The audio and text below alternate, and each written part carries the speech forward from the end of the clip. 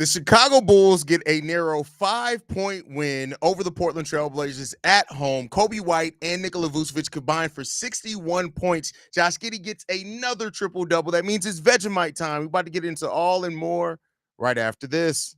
You are now tuned in to Chicago Bulls Central, hosted by Haize, your number one spot for all things Chicago Bulls.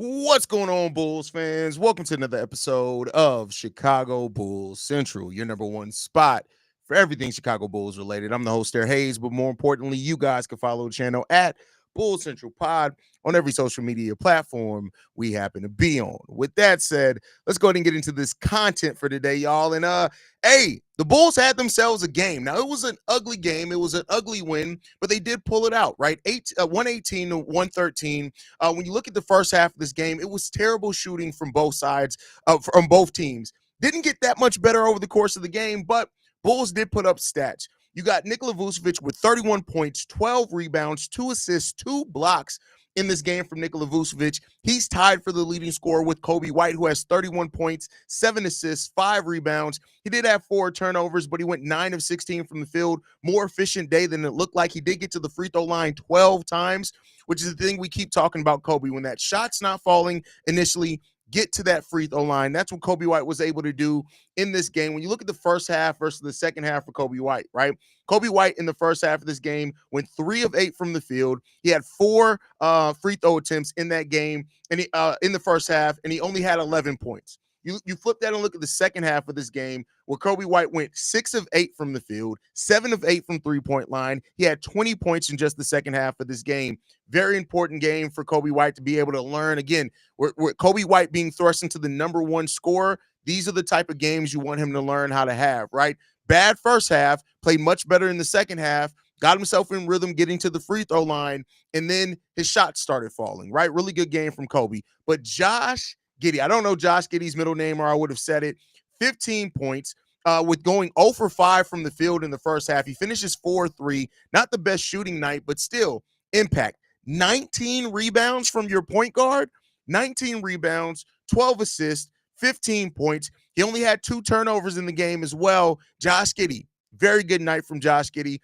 Again, the shooting was not great, but overall his impact on the game was extremely well, and that's what you got to like to see from Josh Giddy in that time. So Josh Giddy, important game, 5 offensive rebounds, especially for the Bulls, which then led the team. Josh Giddy led the team in offensive rebounds today, which is really important. The Bulls in that second chance point battle, they lost 20-10. So you got to have those offensive rebounds to get put in that spot, and they definitely help with that. So, shout out to Josh Giddy for having the performance that he did, shaking off that bad first half. I've talked a lot about Josh Giddy being a confidence player. Today, that confidence, he found that. Even without not shooting really well, he found that confidence. He was able to help the Chicago Bulls. Matas Buzelis, 12 points from Matas. He had a double-double, 12 points, 12 rebounds, 2 blocks from him, 5 of 10 from the field. Really solid night for Matas Buzelis, and 13 points from THT. I'm not a THT guy. He's Talen Horton-Tucker all day long, but I got to give him his props. Had a really big dunk today. On top of that, efficient shooting day. Wasn't Talen Horton-Tucker today, which is really important from him. He was still able to find a way to put up 13 points off the bench for the Bulls, and it was a night where P. Will was god-awful trash. Zach Collins was really good defensively, but didn't do a lot offensively today. And Dalen Terry and Julian Phillips gave us nothing offensively. So Talen Horton-Tucker being able to give us 13 points on efficient shooting, you got to give him the credit. He got to the free throw line 5 out of 6 times as well. That's really good. THT had a good night today. And it was 3 blocks. Good call on that one. 3 blocks from him. I was looking at Vučević. He had 3 blocks today. Very good call on that one. And overall, listen, these are the type of wins that you need to get, right? And I said it coming into this game. You're better than the Portland Trail Blazers. You need to win this game against the Portland Trail Blazers. And this was Benny the Bull's birthday. You can't lose on Benny the Bull's birthday, can you? Like, come on, man. But with that said, Josh Giddy, we talked about him. He had his triple-double. So y'all know what that means, right? That means it's Vegemite night. And I got my butter first because y'all keep talking about me not putting enough butter on my Vegemite bread. I'm only taking a bite. I am not hungry at all. I actually feel like crap too. So I'm gonna get this Vegemite in because it's tradition here at Chicago Bulls Central. And if Josh Giddy gets your triple-double and we don't get some Vegemite, who's to say that he's gonna do it again? So there you go there. Let's get that thinner than what I've been getting it. There you go. There you go. That over there. That's a lot better. That's a lot better. That's a lot better. All right. I see what you're talking about with the butter. It's a lot better. So, but anyway. But with that said, the Bulls played a really good game today. Billy Donovan coached them up really well in the second half of this game. I love how he came back in the second half of this game and just coached the team much better when they needed it, man. Listen, y'all stop telling me how to fucking eat my Vegemite. How about that? I don't have time to toast the bread when I'm trying to come down here and doing a pregame show, my boy. I ain't got time for all that. I'm live right after the game. But anyway, really good day for the Chicago Bulls today, man. And I really like how they're getting it done, man. The Bulls are figuring it out as it goes. And that's what you really need is you need to figure it out as you go. And I'm not trying to gas this like it's the most amazing win. You got pushed to the brink by the Portland Trail Blazers. I know they've been playing better, but that's not what it should be. You should be able to come in and take care of business in this game. I feel that they're a much better game. That they're a much better team than the Portland Trail Blazers, but I love the fact that they were able to get it done, man. The big games from Vučević, big games from Kobe White. You got Matas Buzelis with a double-double. Love it, man. Absolutely love it. This was an ugly-ass game for real. You're right about what we needed this win, but the worst that can happen to play ugly basketball and getting the feeling that everything's okay when it's not. Yeah, I completely agree with you on that one. Completely agree with you. I felt like the momentum totally sapped when they took the three from Kobe, but that they came back from that. The Bulls on the last few years would have lost on that. The Bulls would have definitely lost this game over the last few years. And there's a lot of games that the Bulls have won over the last couple of weeks or things that they would have lost any other time. So it's really good to see the Bulls still figuring things out. And that's really the most important thing, just to continue to figure out how to win basketball games, right? You're still learning. You're still a team that's still far off from being a truly competitive team in this league, but you get there by learning how to win. And that's the benefit of what the Bulls are doing and not taking here is they're filling out how to win. And so that's an important thing. We love it. We're going to hope that it continues, man. And, we'll see what happens. We'll see what happens. Props, Haize. I'm Aussie, and it makes my me try wretch. I mean, listen, here's the thing, man. I really don't feel like I lived overseas. I've eaten a lot of crazy shit in my life. So, and here's the thing. I feel like as a content creator as well, you have to find your way to connect with your audience, right? And so when I first started doing the Vegemite thing, it was like it was a thing I didn't expect, right?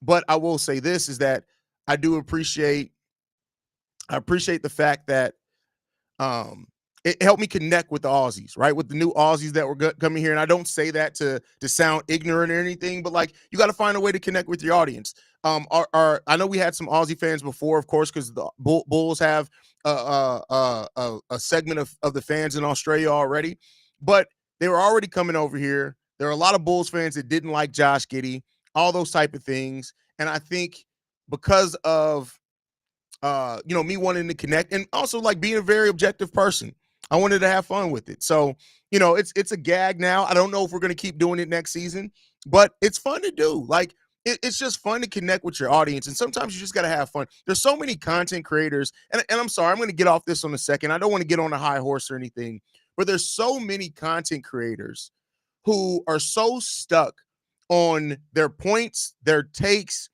trying to sound like they know everything. I like the whole point in this too is to have fun, right? Yes, you want to educate people. You want to talk about things insightfully. You want to help all of that. But at the same time, you want to have fun. You want people to be able to come and say that they're like, at least me, right? I can only speak for me. I want when you guys come to Chicago Bulls Central to feel like you're kicking it with the homies. That's it. That's really what I want to do, man. So I know I'm not toasting my bread all the time because I don't have time. I know I should probably spread it thinner or whatever else it is. But overall, like we're going to have fun here. And that's just it. We are going to have fun. We're going to address things. And, and that's just what it is. I want everybody to feel welcome. As long as you're not an idiot, I want you to feel welcome. If you're an idiot, I don't give a fuck if you feel welcome. That's just where I stand at it. Is it ignorant to feel that way? Yes. But, it is what it is, man. So, everybody's going to have fun here. It is what it is. We'll find our own little weird things to do over the course of next season. But, yeah, man. How does Vegemite taste? I might buy it. Oh, man, it's a really interesting. I don't know if I could describe the flavor, to be 100% honest with you. It's really, really weird, man. You're doing great with the Vegemite. You'll be looking forward to it after another 10 triple doubles. I don't know about all that, bro. Haize, I feel you deserve to do a Tim Tam slam for the next triple double. I don't even know. I don't think I can get Tim Tams here. I like Vegemite. I was able to just order. I don't think I can get Tim Tam here. I'll send you more if the tariffs ever in. Appreciate that. Talk your shit, Unc. I appreciate you, man.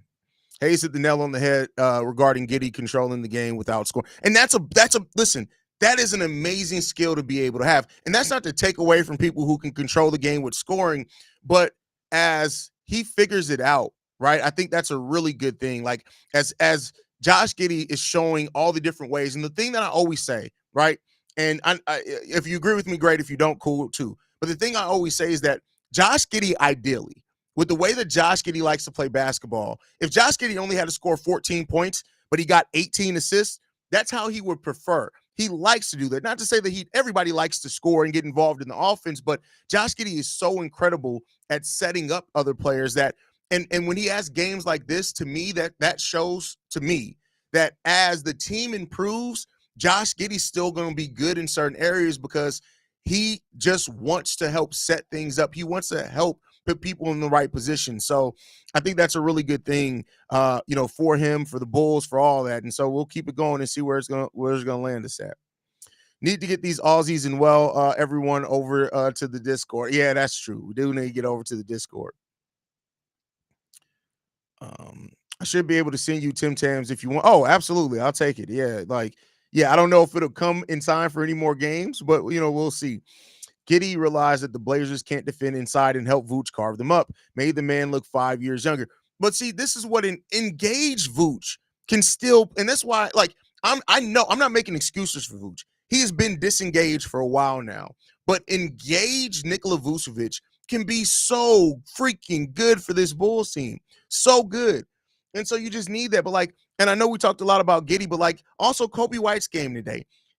31 points off 16 shots. It's nothing to shake your head at, right? Now, he doesn't always do that, but if he can get closer to doing that more often, and again, with the free throws and stuff like that is so huge because it forces teams to also defend you, but it opens up the floor for so many other people as well. He also had 7 assists in doing that, while Josh Giddy had 12 assists, right? And the thing about the Bulls and where they are right now, if Kobe and Giddey can do what they've been doing for the last month to month and a half, all of next season, it looks so differently for the Bulls, right? And not only the players that they have out there, the roster, but also the ceiling of that team. So you just want to keep that going, man. The Bulls have some really good vibes going here. I'm not trying to glaze it after a Blazers win, but they have some really good vibes. They just got to figure it out. But Giddey, Matas, Kobe, if these 3 players can get on the same page and start off next year where they are now, or a little bit better in some cases, and you add your player in the draft this year, man, the sky's really the limit. Now, we know that a rookie's probably not going to start right away under Billy Donovan, so whoever they do draft is going to start off the year coming off the bench It is what it is there. I just don't foresee it going any other way. But, as that development continues to go, I think that's going to be an important thing as well to look out for the Bulls. So Josh Giddy is figuring out how to make positive impact on the court, both defensively and offensively. That's one thing that people haven't talked enough about. Josh Giddy's defense has gotten better. Now, he's still sometimes getting cooked out there. Kobe does too. That's why I'm not trying to single out. We're just talking about Giddey now. But he really understands more, I think, now than even with OKC on how to use his size against point guards. Keep in mind, there are times he wasn't guarding point guards last year because of the way that OKC Thunder's roster's made up. But with this Bulls team, he's able to guard point guards sometimes, more times than not. And he's starting to understand, hey, I got the size advantage. You got to get by me. All I got to do is move. I'm not fast as you, but all I got to do is put enough of my body in your way. You ain't about to get past me easily, or I'm about to bump you and give you enough time for a defense to adjust. And the Bulls are able to play solid defense for that, right? Like, I mean, he's too young to put a ceiling on him defensively yet, but he may never be a lockdown defender. He doesn't need to be, though. He just needs to be an active, engaged defender. We've seen being engaged on defense can take you very far in this league. You still need skill, but it can take you very far in this league. I'm really excited to see what this team looks like with a full offseason with these young Bulls. Hopefully Giddey stays in the States with the team. I mean, he's you can't tell somebody not to go home, right? But I do think he'll probably report back earlier than what he did last year. Keep in mind, he didn't really get to have an offseason other than the Olympics because he hurt his ankle in the Olympics. Then he wasn't able to, practice or anything for a while. So I'm excited to see what he has with the full offseason, no matter what that looks like. Watching Josh Giddy makes me wonder how effective would he have worked with Andre Drummond or with Daniel Gafford back when we had them? Oh, man. Drummond on them lobs from Josh Giddy would have feasted. If the Bulls can get a high draft pick, who do you think can be a legit second scoring option next to Kobe? Giddey is more of a setup guy. Listen, Matas is probably the best pick for that. Ayo can be too. Like, don't forget, Ayo showed himself last year to be a really good off-ball scorer, right? But I think ideally you probably want Matas to start showing signs of being that guy. But I think at least at the start of next year, Giddey's still going to be the secondary scorer. I just think that, like, until things change, I think that at least is going to start off with Giddey still being the secondary scorer for the Bulls. That pass by Matas was special when he caught it and delivered it in one motion. Too bad Nikola Vučević couldn't finish it. I mean, yeah, it was pretty. It was pretty.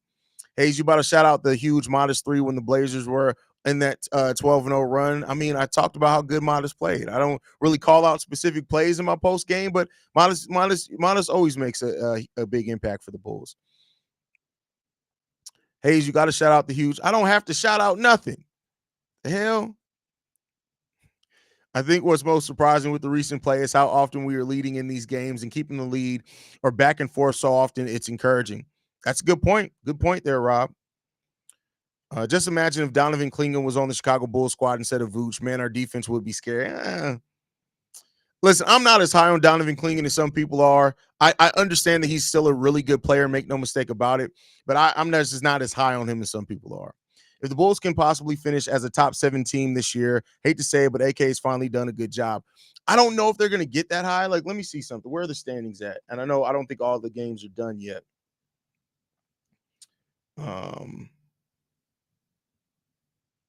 There's only one game left tonight?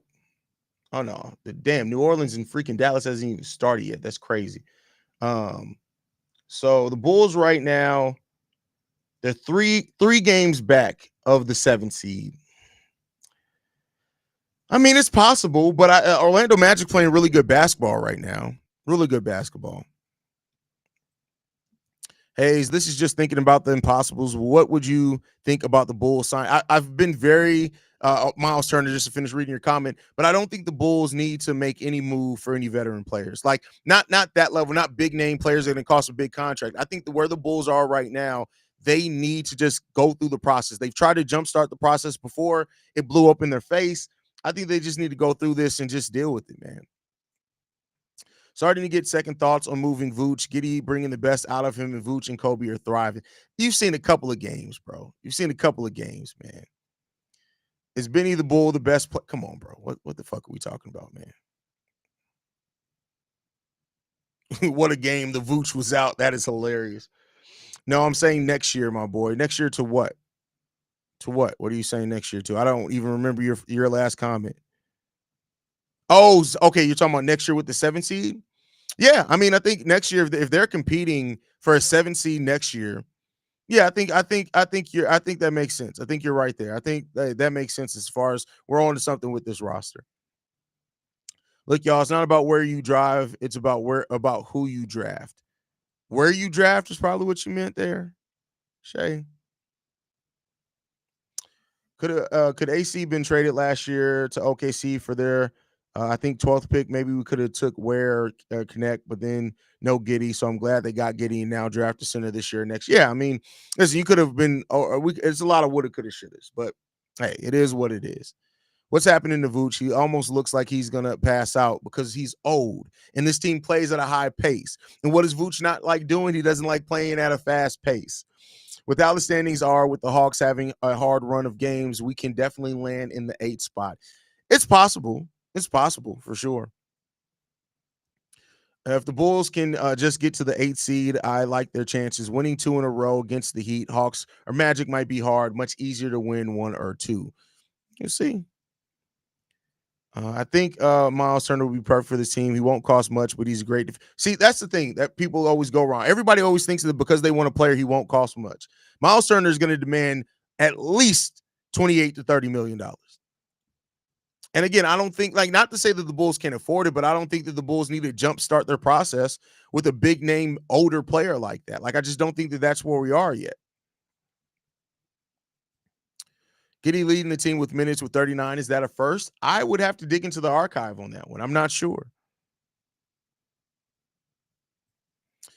Hey, John Collins is a free agent at season's end. What do you think about him as a fit for us? He has a player option, and he's not going to opt out of that player option because he's not going to get paid more than that on the open market. So he's probably not going to opt out of that, and I wouldn't want him here either.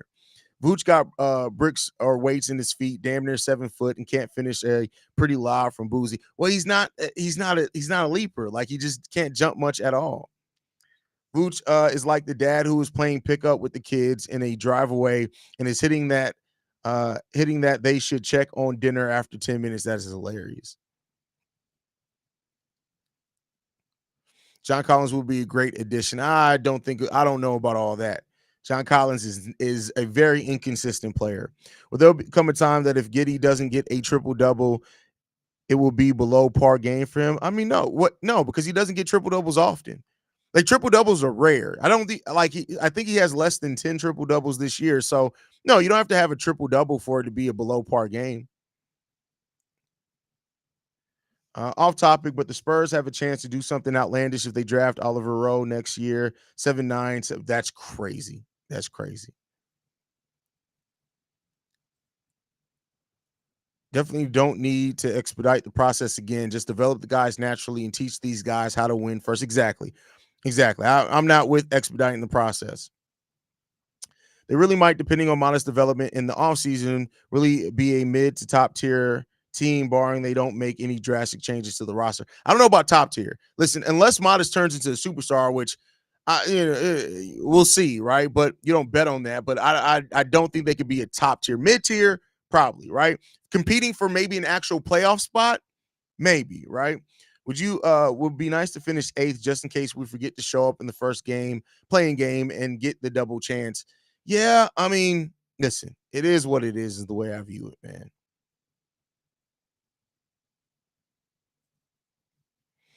I think we should go after Santi Aldama realistically for a free agent option. He can do almost everything on the court, and the Grizzlies are going to be expensive. Listen, y'all know that the Bulls only have 3 open roster spots. One's to Giddey, one's to our rookie that we're bringing in, right?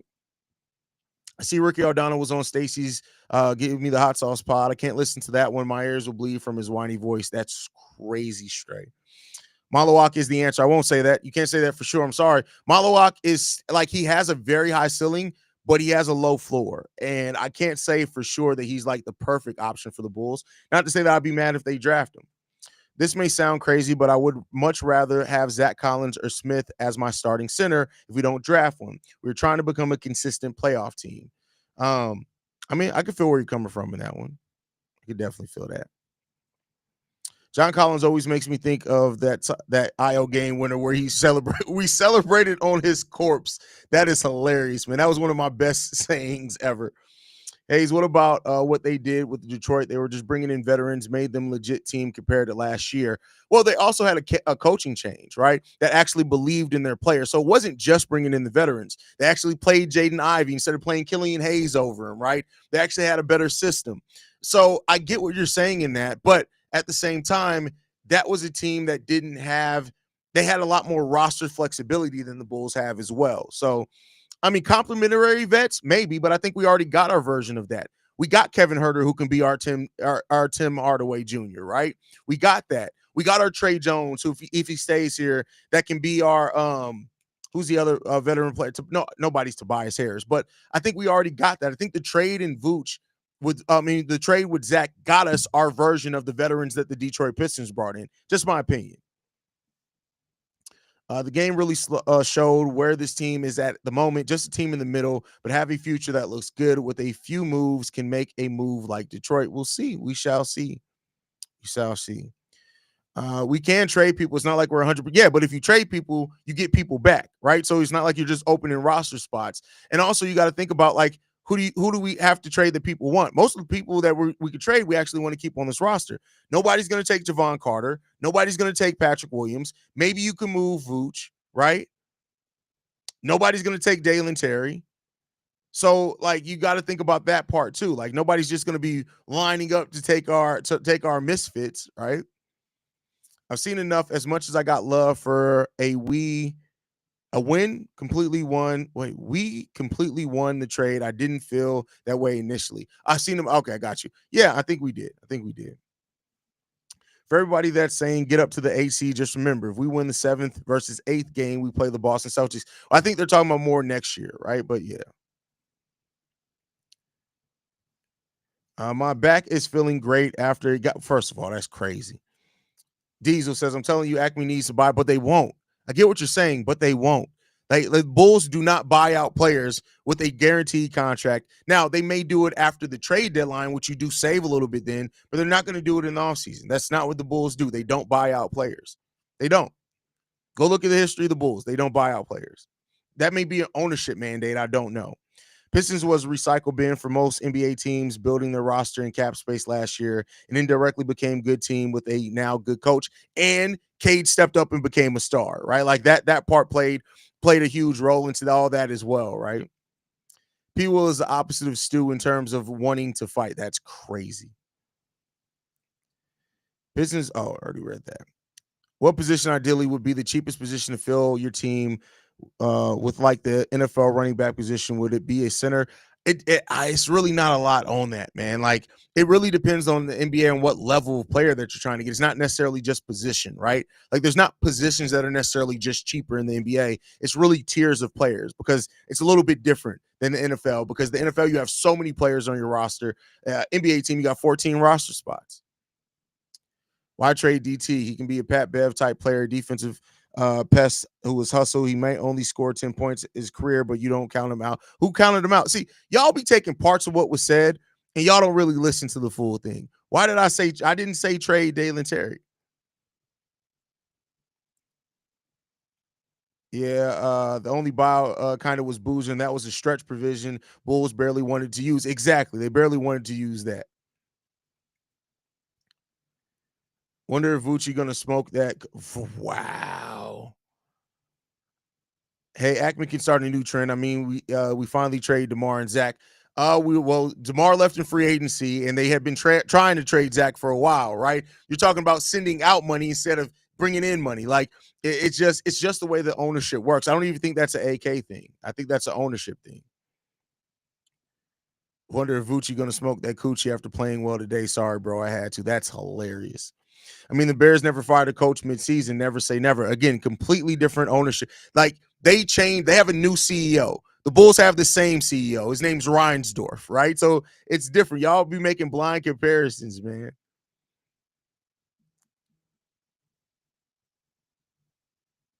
I like a lot of former players. I really like some former players, but once they leave my team, I don't care about them as much until they finally retire, and I'll show them more love. A lot of people share that mindset. But that's my time today, guys. Thank you guys for tuning in. Make sure you guys are following us at Bull Central Pod. You can send us any feedback, questions, comments, concerns, bullcentralpod@gmail.com. Lastly, if you want to leave a text message and our voicemail for the mailbag, the number to do so, 773-270-2799. We are the number one spot for everything Chicago Bulls related, but that's thanks to you, lovely and beautiful people. And like I like to end every episode on, go Bulls. Love you guys. See red if you can, y'all. Peace. This has been a presentation of the Breaks Media.